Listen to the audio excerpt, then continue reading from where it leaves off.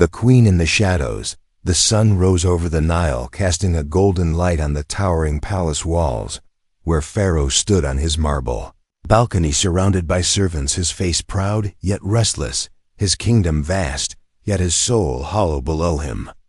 Slaves toiled building monuments for his name, the sound of their cries lost in the roar of hammers and whips inside the palace. A woman watched silently from behind a lattice screen, her eyes filled not with pride, but pain. Her name was Asiya, wife of Pharaoh, queen of Egypt, yet prisoner of truth. She wore the crown not out of desire, but out of duty. And what lay in her heart was not luxury, but light, a secret light that burned quietly away from the gaze of her powerful husband. Asiya walked the palace halls, slowly, her long robe trailing behind her as the morning air filled with incense and fear. Pharaoh ruled with arrogance, calling himself a god and crushing any who dared defy him. But Asiya knew there was only one true God, a truth she dared not speak aloud, not yet.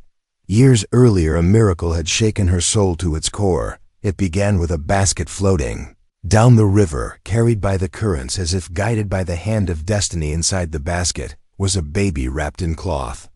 Small, vulnerable, but with a face that glowed like the moon. She had found him among the reeds and lifted him with trembling hands, her heart seized by a feeling she could not explain. He was a Hebrew child, one of the people Pharaoh had ordered to be killed, yet Asiya defied that order and claimed the child as her own. She named him Musa, raising him within the palace walls under Pharaoh's nose, hiding his true identity from the man who hated his people, the man who ruled the land with iron and blood. Musa grew strong, kind, wise, his eyes full of questions and his heart full of justice. Asiya saw in him not just a son, but a sign, the sign that Allah was near, watching, guiding, preparing the way for something far greater than her lonely throne and empty chambers. But with each passing year, danger crept closer. Pharaoh's cruelty increased, his anger sharpened at the rumors that a child among the Hebrews would rise against him. He consulted magicians, priests, seers, who all whispered of a coming threat, a child destined to shatter his pride. One night, Asiya stood by her window, the moonlight pouring in as she listened to the sounds of suffering echoing from beyond the palace.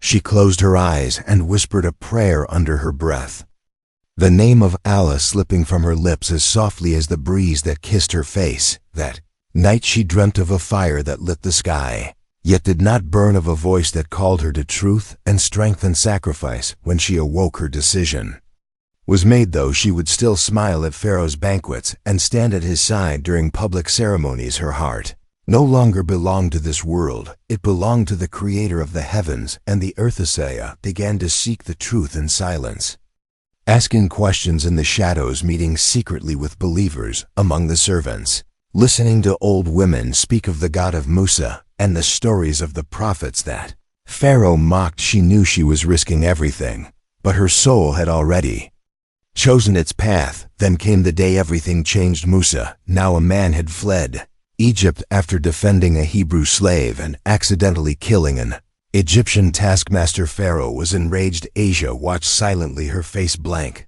but her heart trembling. She prayed for his safety, knowing deep inside that destiny was still at work. Years passed and Pharaoh's empire grew darker. He ordered the temples filled with idols, demanded people bow to him as God, and crushed any rebellion with brutal force. But one day, to the shock of the court, Musa returned, standing tall in the court of Pharaoh, holding a staff and speaking words that chilled the air. He called upon Pharaoh to submit to Allah, the one true God, the creator of all life. He spoke of justice and mercy, of letting the children of Israel go free. Pharaoh laughed, mocking Musa, accusing him of sorcery, threatening him with death. But Asiya's eyes did not leave Musa's face, and her heart soared. She saw not just her adopted son, but a messenger, a prophet chosen by the Lord of the worlds. From that moment on, Asiya knew her time was short. Pharaoh began to suspect her silence, her distant gaze, her refusal to join in mocking Musa. She no longer danced at his feasts or praised his false claims of divinity. She spent her nights in prayer, whispering the names of the prophets she had come to love and trust. One night, as Pharaoh slept, Asiya slipped into the servants' quarters, kneeling beside a humble old maid who had once been a Hebrew midwife. She asked her softly to tell her more about the God of Musa. The woman looked at her with wide eyes, then slowly began to speak. She told her of Adam and Noah, of Ibrahim and Ismail, of Yusuf and Musa's mother, how she had trusted Allah and placed her baby in the river. Asiya wept silently, her tears falling on the stone floor, her heart beating like a drum as truth filled every corner of her being. From that night, Asiya was no longer afraid. She began to openly pray during the dark hours of night, hiding in the silence when the palace was still. She no longer flinched at Pharaoh's anger or shrank from his gaze. She had found something greater than fear. But Pharaoh noticed her change. He began to question her movements, her silences. Her eyes no longer sparkled with awe at his words. He grew suspicious, watching her closely, whispering, with his guards planting spies among the maids. Then, one afternoon while walking in the palace garden, Asiya heard the cry of a woman being dragged before the court. It was a Hebrew slave accused of following Musa's god. Pharaoh's rage filled the hall as he demanded she recant. The woman refused and was beaten before the crowd. Asiya stood frozen, unable to breathe as she watched the blood spill. That night she made her final decision. She no longer cared who watched or listened. She fell to her knees in her chamber and raised her hands to the sky, crying out in a whisper, "O my Lord, build for me a house with you in paradise. Save me from Pharaoh and his deeds, and save me from the wrongdoing people." She knew Pharaoh would find out. She knew death was near. But her heart was calm, for she had seen the truth behind the curtain of this world, and it shined brighter than any palace, any crown, any kingdom. The next morning Pharaoh summoned her, his eyes filled with a madness she had never seen. He confronted her with the reports of her prayers, of her betrayal, of her turning away from his false gods. She looked him in the eyes and said simply, "I believe in the Lord of Musa, the only true God." The court fell silent. Gasps echoed through the marble walls. Pharaoh's face twisted with fury and disbelief. He ordered her chained, beaten, humiliated, dragged through the palace like a criminal. Yet she did not scream. She did not beg. Her face shone with peace, even as pain racked her body. The women who once envied her beauty now wept in silence, unable to watch the cruelty unfold. Pharaoh ordered her to be tortured until she recanted, but she never did. She kept whispering her prayer again and again. "O my Lord, build for me a house with you in paradise." Asiya's cries turned to light, her pain became strength, and her broken body became a beacon in the darkness of Egypt. Her name would not be forgotten, and her story would outlive the empire built by cruelty. And in the heavens, the angels wrote her name among the most honored of women, a queen not of golden throne, but of faith and truth. Faith under fire chains wrapped around her wrists, leaving bruises that darkened each passing day. But Asia's soul remained untouched even as her body weakened in Pharaoh's dungeons.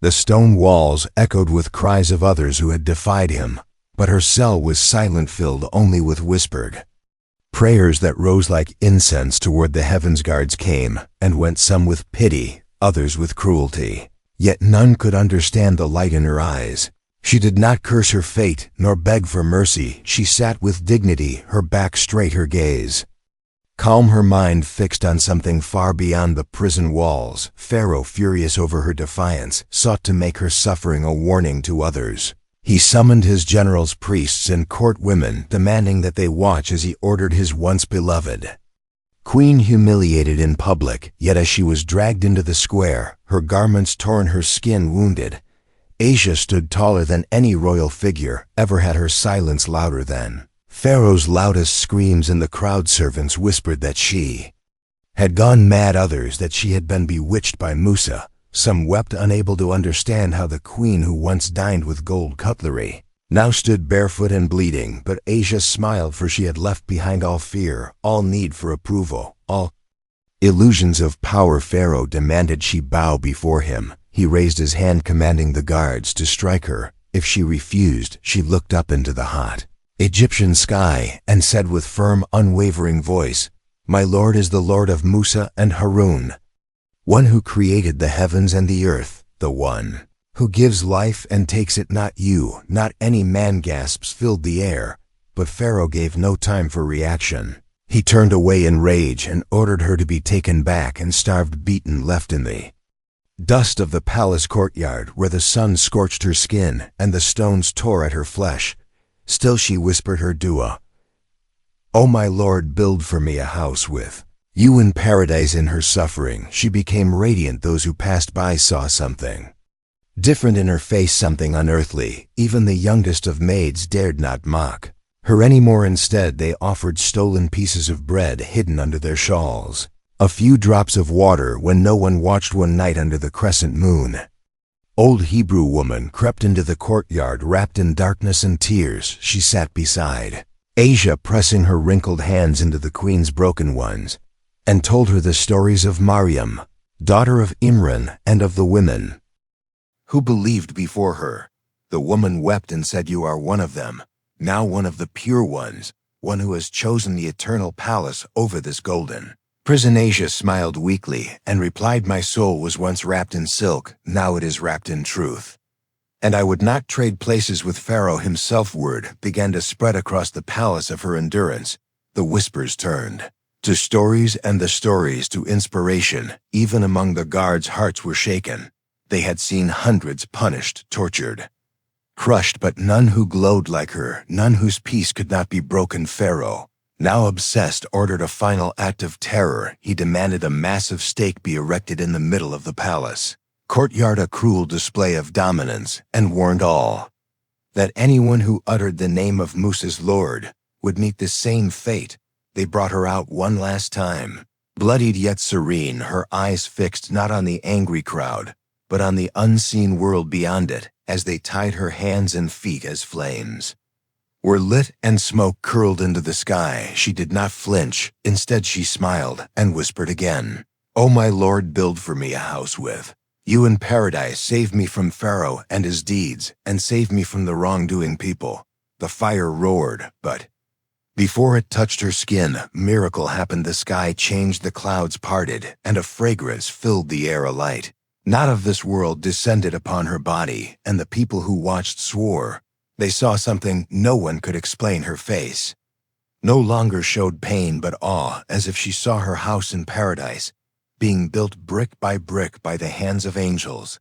Then she was gone, her body taken by the fire, but her spirit lifted beyond the reach of Pharaoh's cruelty, beyond the limits of human suffering. Pharaoh watched it all with empty eyes. He had silenced her body, but he could not kill the truth she had carried within her, a truth now spreading like wind among the palace workers, the slaves, the women, the children, even among his own advisors. Fear crept into his heart, but pride sealed his lips. He refused to believe what he had seen.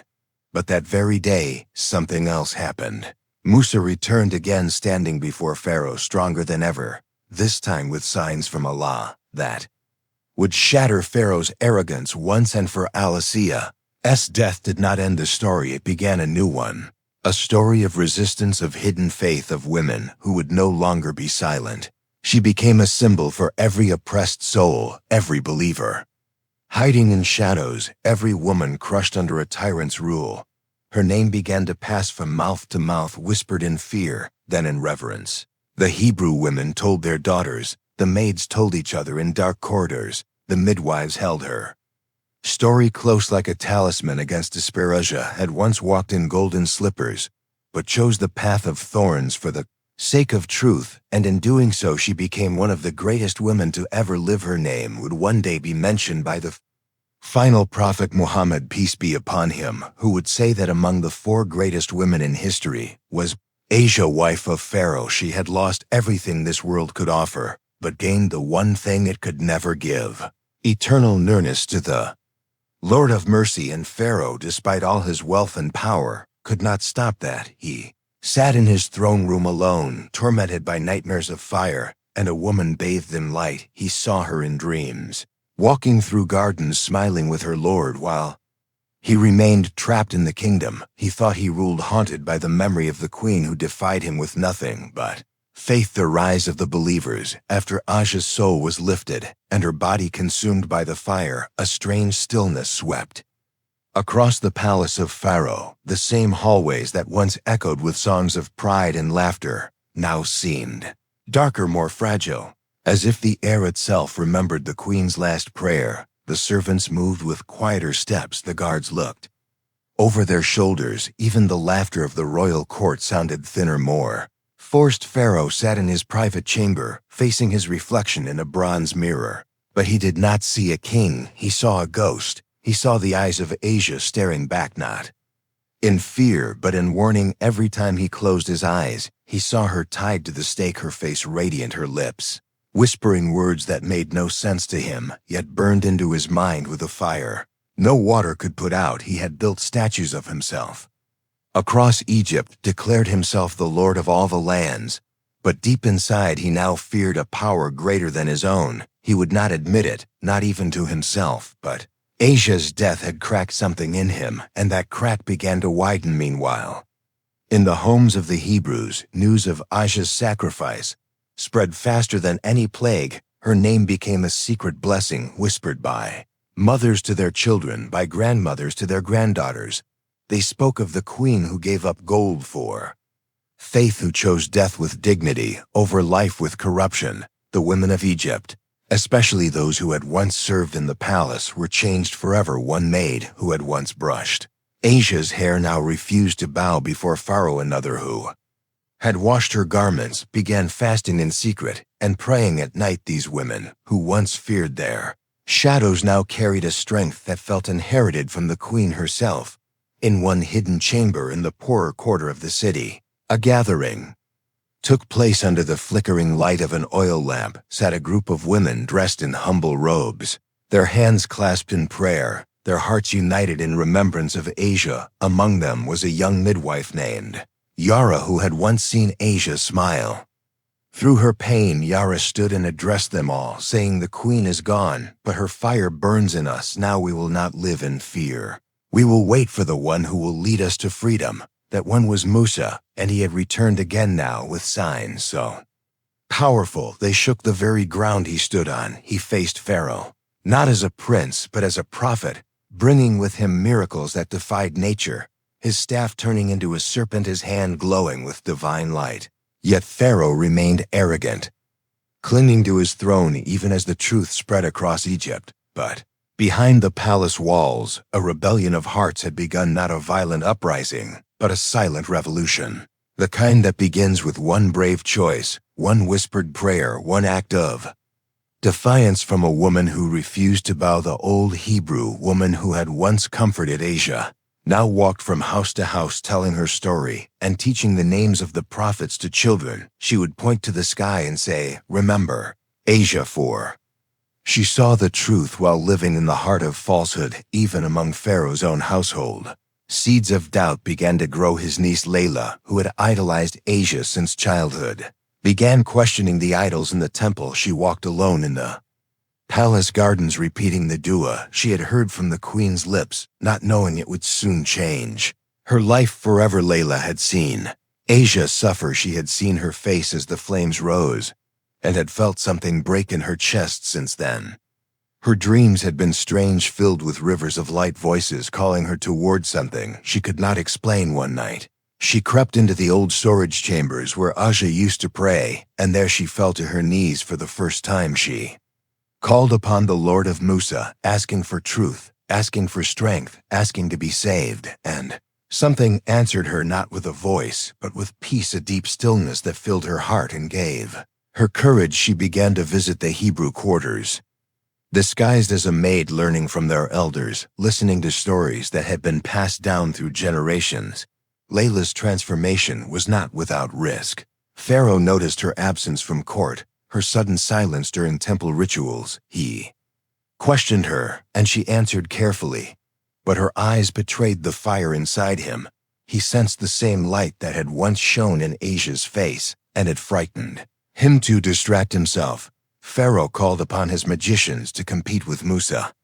He summoned them in grand public displays, challenging Musa to prove his God's power in front of the people. And when Musa cast down his staff and it became a living serpent, swallowing the illusions of the magicians, the entire crowd gasped in All but what Pharaoh did not expect was that the magicians themselves fell in prostration, declaring their belief in the God of Musa. They had seen the truth with their own eyes and could not deny it even under threat of death. They remained firm. And when Pharaoh ordered them executed, they recited the same words Asiya had once whispered, "O our Lord, pour upon us patience and cause us to die as Muslims." The chain of belief continued to grow from palace to prison, from servant to noble. The fire, lit by Asiya's sacrifice, had become an unquenchable flame. Pharaoh tried to contain it with fear and violence, but the more he struck, the brighter it grew. Layla soon found herself targeted. She was accused of betrayal, of harboring Hebrew sympathies, and was ordered confined to her chambers. Yet even there she fasted and prayed, refusing to break under the same threats that once failed against her. And one day, an elderly guard who had once escorted Asiya to the courtyard approached Layla in an elderly guard who had once escorted Asiya to the courtyard approached Layla into the courtyard. Layla in one day, an elderly guard, secret, his eyes heavy with age and memory. He handed her a small piece of cloth wrapped around a scroll. It was one of Asia's final letters, written in her own hand before her last punishment. In it, she spoke of truth, faith, courage, and her love for Allah above all. Layla read it again and again, weeping not in sorrow, but in awe. She whispered to herself, if she could walk through fire for the truth, then so will I. Thus the legacy of Asiya lived on in letters and stories, in whispered prayers, and in the hearts of those who dared to believe even in the land ruled by tyranny. Her name was no longer a whisper, it was a banner carried by the silent warriors of faith who chose submission to Allah over submission to man. And while Pharaoh still ruled from his throne, his grip had begun to slip, for every time he raised his voice in pride, a mother told her child the story of a queen who had chosen paradise over power, and that story had begun to change the world. Fall of falsehood. The wind over Egypt began to shift. Skies once clear turned gray. Rivers that once gave life now swelled with signs and warnings. The Nile ran red with blood. Frogs swarmed the land. Lies filled the air. Darkness fell for days, and each time Musa stood before Pharaoh, not with an army, but with the truth behind him, calling him to surrender to the one true Lord. Pharaoh remained unmoved, his pride heavier than the stone statues that lined his courts. He called Musa a liar, a magician, a threat to the order of Egypt. Yet behind his words was a fear he could no longer hide. He had lost Asiya to the very God he mocked, and now more of his people were slipping from his grasp. Servants whispered in hidden corners. Slaves looked to the sky with hope. Nobles began sending secret messages to Musa, begging to understand what was coming. But Pharaoh raged louder, imprisoning those who asked too many questions, increasing the burden on the Hebrews and doubling the cruelty to prove he was still in control. But truth is, tide it may be delayed, but it cannot be stopped. In a quiet chamber beneath the palace, Layla stood beside the old Hebrew woman who had once comforted Asiya. They looked over a group of young women newly awakened to faith. They had gathered secretly, learning the prayers that Asiya once whispered, learning how to wash and pray and speak with their Creator. One young girl, barely 14, asked softly, "Do you think we will ever be free?" Layla looked at her and replied with a steady voice, "Asiya died with nothing in her hands, but her heart held the keys to paradise. Freedom begins when the heart is no longer afraid, and our hearts now belong to Allah." Meanwhile, Musa returned again to the palace, his face firm, his staff in hand, this time not to plead but to warn. The time had come. He told Pharaoh that if he did not release the children of Israel, a punishment greater than any before would fall upon him and his kingdom. Pharaoh laughed in public, but trembled in private. He summoned his advisors, priests and generals, and asked what they should do. Some urged caution, others demanded more force. One general even warned that people's hearts were slipping away, that even among the palace guards there were whispers of Asiya's faith returning like a ghost to haunt them. In desperation, Pharaoh ordered Musa and his people be watched closely. But Allah had already commanded Musa to prepare for departure. The final sign was coming, a night that would change history forever. That night, the skies held their breath, The stars watched as thousands of Hebrews packed their belongings silently. Children held their mothers. Hands elders walked with staffs, hearts pounding with both fear and faith. And Musa led them under the cloak of night toward the Red Sea, trusting in the command of his lord Pharaoh, awoke to shouts of betrayal, his spies reporting that Musa and his followers had fled in the dark of night. Rage consumed him, not just at the loss of slaves, but at the challenge to his power. The same challenge Asiya had embodied years ago. He gathered his army, chariots, clanging swords, drawn horses ready. He would not let them escape. He would prove that no man, no prophet, no God could defy the king of Egypt. As the sun rose, Pharaoh's army chased the believers across the sands. The horizon glowed red, and the Red Sea loomed ahead, a wall of water stretching endlessly. The people cried out, some in fear, others in prayer, and Musa stood facing the sea, waiting for the command from his lord. And then it came. Strike the sea with your staff. He did, and the waters split. A path opened where none existed before, tall walls of water rising on each side, and dry land beneath their feet. The people gasped. Some fell in sujud, others simply ran, weeping with joy and awe as they crossed through what could only be described as a miracle. Pharaoh arrived just in time to see them halfway across. He could not believe his eyes. Instead of falling to his knees, he ordered his soldiers forward, charging into the sea with pride still blinding his heart. But as the last of the believers reached the shore, Allah commanded the sea to return, and the waters crashed down upon Pharaoh and his men, drowning the very empire that claimed to rule the world. In those final moments, as Pharaoh's body sank, he cried out that he believed in the God of Musa and Harun.